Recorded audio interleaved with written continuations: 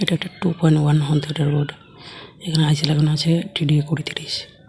এই আইসিটা চেঞ্জ করে TDA 2050 আইসি লাগাবো। তো এগুলো TDA 2050 আইসি লাগাতে গেলে এই বোর্ডের কী কী চেঞ্জ করতে হবে সেগুলো আজকে জানবো।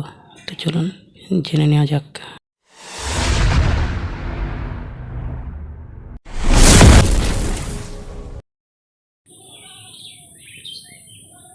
এখানে ক্যাপাসিটার লাগানো আছে 25 ভোল্টের 2200 ক্যাপাসিটার লাগানো আছে। যদি আপনি এখানে এই 3টে আইসি চেঞ্জ করেন তাহলে এগুলো চেঞ্জ করে আপনাকে লাগাতে হবে এখানে 35 ভোল্টের 4700 ক্যাপাসিটার বা 25 ভোল্টের 4700 ক্যাপাসিটার লাগালে চলবে। আর এখানে এই হোম থিয়েটারে লাগানো থাকে বেশিরভাগ ক্ষেত্রে 2 অ্যাম্পিয়ারের ট্রান্সফর্মার লাগানো থাকে। তো 2 অ্যাম্পিয়ারের ট্রান্সফর্মারটাকে চেঞ্জ করে 3 অ্যাম্পিয়ারের ট্রান্সফর্মার লাগাতে হবে। আমি এখানে শুধুমাত্র এই সাবউফার আইসিটা চেঞ্জ করব।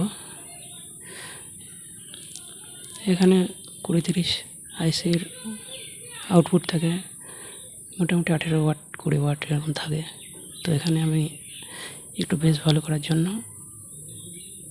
2050 আইসিটা লাগাবো। তো আমি এখানে যেহেতু একটা আইসি চেঞ্জ করছি তার জন্য আমার ক্যাপাসিটারগুলো চেঞ্জ না করলেও চলবে। আমার এই হোম থিয়েটারে 3 অ্যাম্পিয়ারের ট্রান্সফর্মার লাগানো আছে, তো এটাতেই চলবে। আপনারা যদি একটা আইসি চেঞ্জ করেন তাহলে মোটামুটি এই চেঞ্জগুলো না করলেও চলবে। আউটপুট একটু ভালো পাওয়ার জন্য ট্রান্সফর্মারটা 3 অ্যাম্পিয়ার লাগানো বেটার হবে। তো চলুন আমি এটা চেঞ্জ করে নিই।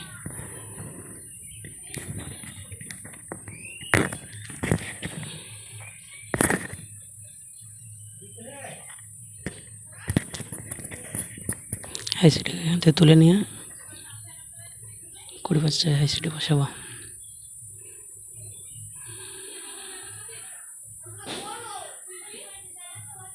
আইসিটা তুলে নিই।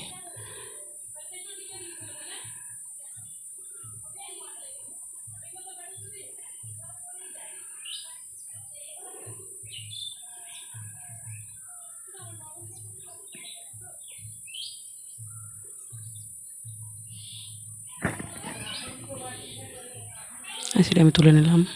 এবার এখানে TDA 2050 আইসিটা বসাবো।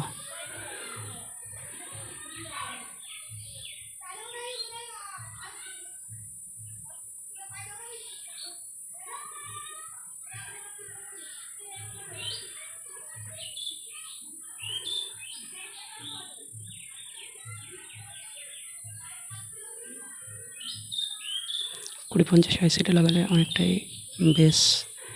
বেশি আসবে, বেশটা একটু ভালো আসবে।